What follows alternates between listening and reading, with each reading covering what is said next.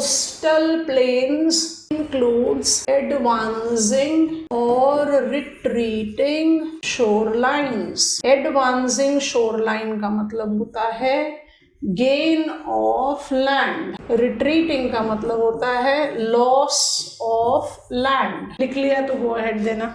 जब भी लैंड का गेन हो आप उसको बोलते हैं एडवांसिंग शोर लाइन। नाम आसान हो गया ना, शोर लाइन इज एडवांसिंग। जब भी लॉस ऑफ लैंड हो तो आप कहते हो रिट्रीटिंग शोर लाइन। तो खुद से सोचकर बताओ, अगर सह्याद्री माउंटेन एस्कार्पमेंट है, quickly answer class, if Sahyadris are mountain escarpments because they marked up development of submergence on its west. Konkan coastal plains represents a dash type of coastal plain, retreating shoreline or advancing shoreline. Retreating, loss of land. तो जब loss of land होगा तो automatically planes narrow हो जाएंगे ना, और shelf broad हो जाएगा। शेल्फ तो ऑफशोर है, ठीक हो गया। अब मैप ओपन कर रहे हैं, दोबारा से इस पर आते हैं। ध्यान से मैप को देखो, दोबारा से देखो। थोड़ी देर पहले हाईलाइट किया था, दोबारा से हाईलाइट कर रहे हैं। अगर हम केरला में ट्रेवल कर रहे हैं, right here are you noticing land is projecting out. दूसरा प्रोजेक्शन आउट हो गया, दिखाई दे रहा है। जो नदर्न प्रोजेक्शन है वो रिवर कावेरी का डेल्टा डिपॉजिट है, और जो सदर्न प्रोजेक्शन है वो वाईगाई रिवर का है।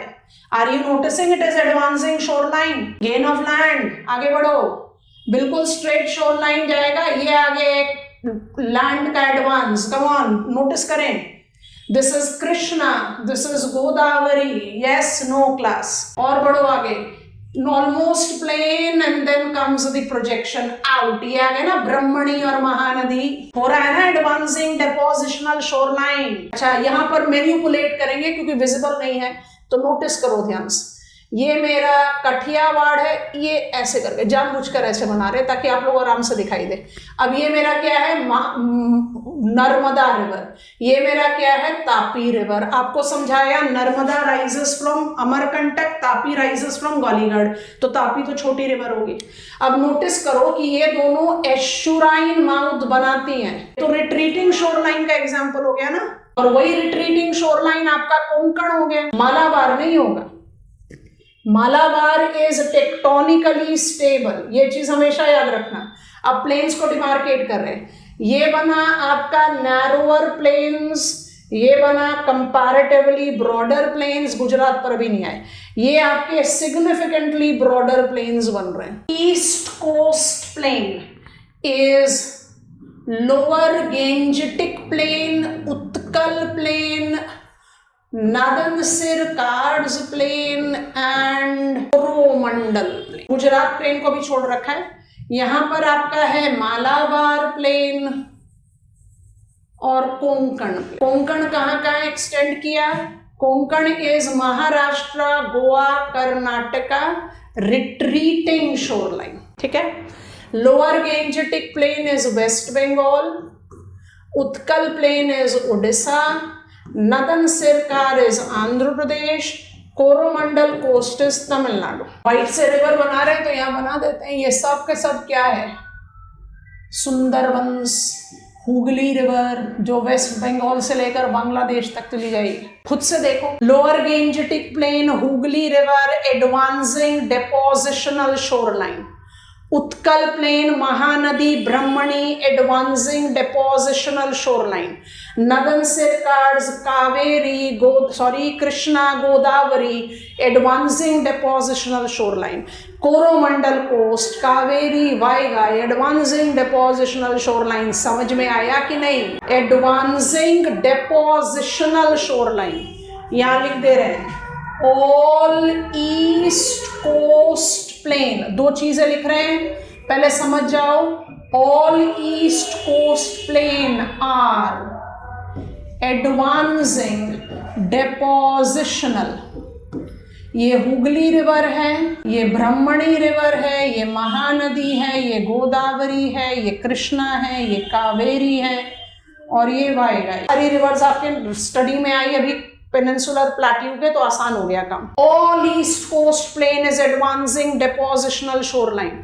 और एडवांस क्या कर रहा है, रिवर कर रही है, ठीक है। अब स्टार मार्क के साथ एक और पॉइंट ऐड कर रहे हैं, जरा ध्यान से समझ जाओ और लिखो। इसके अलावा Utkal, that is plains of Odisha, and Nadan Sircars, that is plains of Andhra Pradesh, are tectonically emerged shoreline also. मतलब जब वेस्ट कोस्ट प्लेन सबमर्ज हो रहा था तो ईस्ट कोस्ट प्लेन इमर्ज हुआ है। देखो जरा ध्यान से बे ऑफ बंगाल को, कॉन्टिनेंटल शेल्फ कितना नैरो है अरेबियन सी के मुकाबले में। इसलिए जब हम बात करते हैं नेचुरल हार्बर्स की तो मुझे वेस्ट कोस्ट में नेचुरल हार्बर ज्यादा मिलते हैं। Navi Mumbai JNP, one of the 30 largest container terminals of the world now, Mumbai, Marmagao, New Mangaluru, सब नेचुरल हार्बर्स।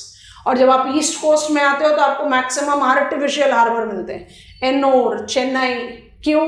क्योंकि शोरलाइन ऑफ इमर्जेंस है ना। आगे ही बात समझ में। Retreating shoreline Konkan, advancing shoreline all east coast. Please open up map of Kerala, because Malabar में भी एक एडवांस है, वो आपको समझना है, जहां हमें आपको कयाल और ये है, अगर हम थोड़ा सा मैग्नीफाई कर दें, थोड़ा डिस्टॉर्ट कर दिया, ये आपका लोकेशन है कोच्चि का। हमने आपको लीड दिया है, जरा देखो अपने मैप में। Kochi is located at the bar deposit, ये एडवांसिंग शोरलाइन है जो वेम्बनाद लगून लेक को डिमार्केट करते। तो यहाँ किस चीज ने एडवांस किया? रिवर ने नहीं किया, सी वेव्स ने किया। फ्लो चार्ट को देखो, advancing shoreline can be by deposition, river as well as sea wave. River का रोल डोमिनेंट है बट सी वेव का भी रोल है। अच्छा, वेम्बनाद लगून लेक तो समझ में आ गया। ये अस्तमुदी कयाल क्या है, और कयाल है क्या? कयाल को बोलते हैं back water lake. Lagoon lake की तरह ये भी सॉल्ट वाटर ही है, लेकिन दोनों में डिफरेंस क्या? ध्यान से सुनना। लगून लेक तब बनते हैं जब आप किसी सॉल्ट वाटर एरिया से, सी हो सकता है, बे हो सकता है, गल्फ हो सकता है, आप किसी एरिया को चार्ट आउट, डिमार्केट आउट कर देते हो। अगर हम छोटा सा एक डायग्रामेटिक रिप्रेजेंटेशन आपको यहाँ पर दें, so it actually goes like कि आपने शोरलाइन से किसी भी तरीके का इस तरह बार डिपॉजिट करके, ये आपका लैंड एरिया है, आपने डिपोजिशन किया और यहाँ पर आपने इस वाटर को बाकी वाटर बॉडी से सेपरेट आउट कर दिया। ये मान लीजिए आपका कोई भी हाइपोथेटिकल वाटर बॉडी है, तो आप इसको बोलोगे lagoon. Lagoon basically is partly totally detached part from sea bay gulf. ये डिटैचमेंट किस वजह से होता है? बाय डिपोजिशन, ठीक है। कयाल क्या होते हैं? कयाल होते हैं back water lake, writing it here, kayals are back water lake. तो इनको आपको लगून से डिस्टिंग्विश करना है। बैक वाटर का मतलब क्या है? ये भी सॉल्ट वाटर ही है, लेकिन इनका फॉर्मेशन प्रोसेस क्या है? लिख लिया। अब यहां ध्यान से सुनो। सी वेव जब सर्फ करती हैं, सी वेव जब शोरलाइन पर क्रैश करती हैं, उसको सर्फिंग बोलते हैं। सर्फिंग एक एडवेंचर टूरिज्म स्पोर्ट भी है वाटर स्पोर्ट में। सर्फिंग जब होती है तो सी वेव में एनर्जी ज्यादा होती है, और जब वो रिट्रीट होती है तो उसको बोलते हैं बैकवॉश। इमेजिन करते हैं कि हमारा जो शोरलाइन एरिया है, ऑन शोर एरिया है, वहां पर सर्फिंग इफेक्ट से जो लेस रेजिस्टेंट एरिया है वो लगातार इरोड हो रहा है। Will it create a depression on शोर, जहां पर ग्रेजुअली सी वेव अपने बैकवॉश वाटर को फुली ले जा नहीं पाएगी, वो एक्यूमुलेट होना शुरू हो जाएगा। Visualise back water lake kayals Kerala के टूरिज्म में बहुत इंपॉर्टेंट रोल प्ले कर। Kayals are back water lake, erosion से बनते हैं, लगून डिपोजिशन से बनते हैं। दोनों ही एग्जाम्पल हैं सॉल्ट वाटर लेक्स का। I hope it is comfortable. Map of India में समझाना मुश्किल है, इसलिए डायग्राम बनाकर समझाएंगे। Before I go there, I am repeating, east coast plain is dominantly advancing depositional shoreline, lower Gangetic plain Hooghly, Utkal plain Brahmani and Mahanadi, Northern Circars Godavari Krishna and Coromandel plains Kaveri Vaigai, wherein Utkal and Nadan Sircars are also emerged shoreline.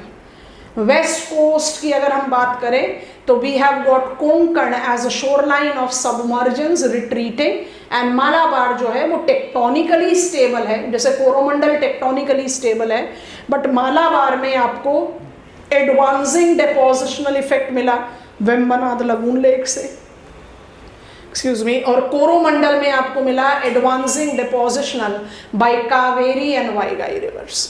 Last thing for today, थोड़ा purposeful deviations देकर समझाना है, इसलिए map पर नहीं बता रहे। एक पार्ट तो आपको समझा दिया है, फिर भी बन गया गुजरात कोस्टल प्लेन। अब गुजरात कोस्टल प्लेन के कौन कौन से कॉन्स्टिट्यूएंट है, वन बाई वन जल्दी जल्दी से पढ़ते हैं। पहले कॉन्स्टिट्यूएंट को हमने नाम दिया खंबात प्लेन। अब खंबात प्लेन कौन कौन बनाएगा, पहला ये बनाएगा, दूसरा ये बनाएगा, तीसरा ये बनाएगा और चौथा ये बनाएगा। लेबल करते हैं, रिवर साबरमती अरावली से राइज करती है, गल्फ ऑफ खंबात में ड्रेन करती है। रिवर माही विंध्यन से राइज करती है, गल्फ ऑफ खंबात में ड्रेन करती है। ये दोनों रिवर डेल्टा फॉर्मिंग रिवर्स हैं। ये है आपकी रिवर नर्मदा, ये है आपकी रिवर तापी, दोनों एस्चुराइन माउथ्स बनाती है। ये डिपॉजिट नहीं करती हैं, ये रिफ्ट वैली में फ्लो करती हैं, ये डेल्टा फॉर्मिंग रिवर्स। और इसी वजह से जैसे ही आप कोस्टल ऑफशोर एरिया में आते हो, अपने मैप पर बहुत ध्यान से देखना, है तो बहुत सारा, लेकिन ये आपका सबसे बड़ा है गंधार आइलैंड। हमने आपको बोला ना, आपको कुछ छोटे छोटे आइलैंड्स के बारे में बताएंगे, मेन आइलैंड तो हो ही गया। तो Narmada, Tapi are such big west flowing rivers that they have huge amount of eroded material with them. Flowing in Rift Valley, they fail to deposit, rather they erode their mouth. Thus they develop estuarine mouth. All that material is eventually deposited in Gulf of Khambat, leading to the development of depositional islands.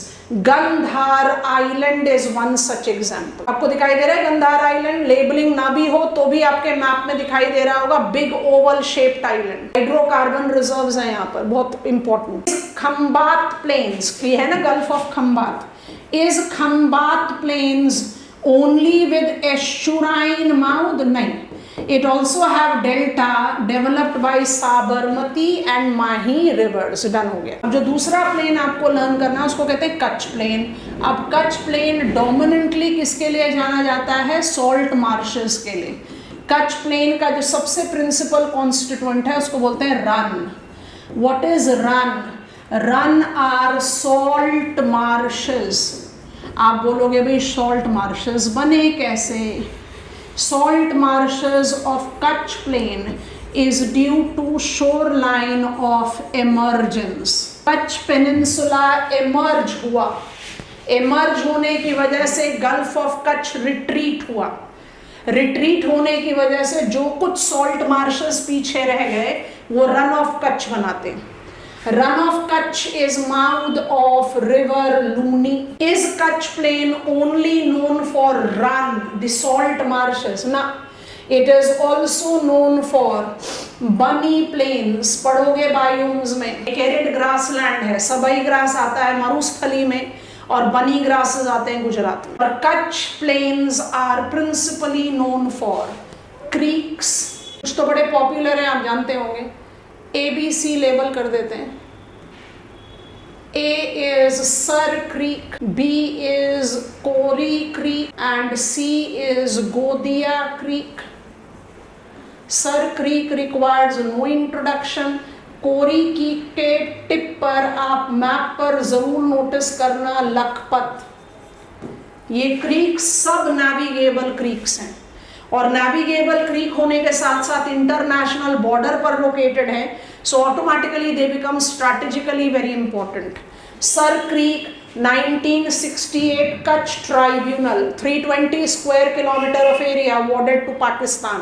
Pakistan अभी भी नहीं मानता कि sir creek का एक part हमारे पास है। India is happy with that settlement. Sir Creek at international border, Kori creek navigability justify करने के लिए, Lakhpat is a minor seaport of Gujarat. And finally, salt marshes called Run of Kutch incorporate few of the country's big inland island. Pacham को notice कर लो और बेला को notice कर लो, दो ही नाम लिख दे रहे हैं। इनलैंड आइलैंड, जब आप मान लीजिए कि आंसर लिखो आइलैंड्स पर, तो आपको आइलैंड सिर्फ अंडमान निकोबार पर नहीं खत्म करना चाहिए। ये है आपका पचम, ये है आपका Bela, inland islands.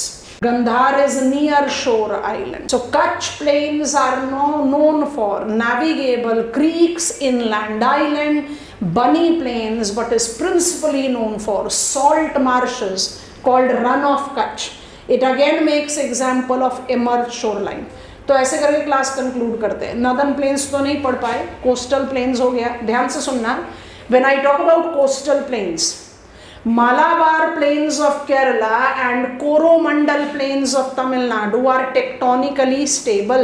Kutch plains of Gujarat, Utkal plains of Odisha and Northern Circads of Andhra Pradesh are tectonically emerged. Konkan plain of Maharashtra, Goa, Karnataka are tectonically submerged. I think you are getting it. अगर east flowing peninsular rivers big हैं तो automatically east coast में ज्यादा elaborate delta plane मिलेगा waste के मुकाबले। पर क्या वेस्ट में डेल्टा है ही नहीं? गलत। वेस्ट में साबरमती माही makes delta, Zuari Mandovi Sharavati makes delta, but उनका कोर्स इतना डिपॉजिट होता है कि टेक्निकली क्वालिफाई नहीं कर पाती डेल्टा के लिए। तो मालाबार प्लेन से पिकअप करो बाईपोर पेरियार, डेल्टा है, but that is not that prominent as of course the delta of Hooghly river or Brahmani Mahanadi river or Godavari Krishna Kaveri river, no comparison at all. Coastal plains, तो islands का एक category दिमाग में आया कि भाई islands जो है वो सिर्फ अंडमान निकोबार और लक्षद्वीप नहीं होगा, आइलैंड इनलैंड भी हो सकता है और आइलैंड नियर शोर भी हो सकता है। अभी कुछ और चीजें ऐड करेंगे तो फिर आइलैंड का एक फ्लो चार्ट बना देंगे। कल we are definitely closing down with physiography and I'll be taking you to the beginning of study of climate. I've told you climate will learn from Indian context to world. मुझे सिर्फ एक mechanism India में नहीं दिखता है जिसको आप कहते हैं फ्रंटल मैकेनिज्म, जिस पर आपसे इस साल GS मेन में क्वेश्चन पूछा, twister, tornadoes, and the reason it was being asked is that for the last few years coastal plains of Andhra Pradesh have been started experiencing tornadoes. Tornadoes otherwise is typically associated with the United States of America. Twister name ही वहाँ का है, twister, it twist, it cannot restrict itself to a given location. Lifespan 15 से 20 minute का होता है sir. It gives us one of the most devastating climatic mechanisms. So we learn everything from Indian perspective, हम world में apply करते चले जाते हैं, आसानी से समझ में आता है.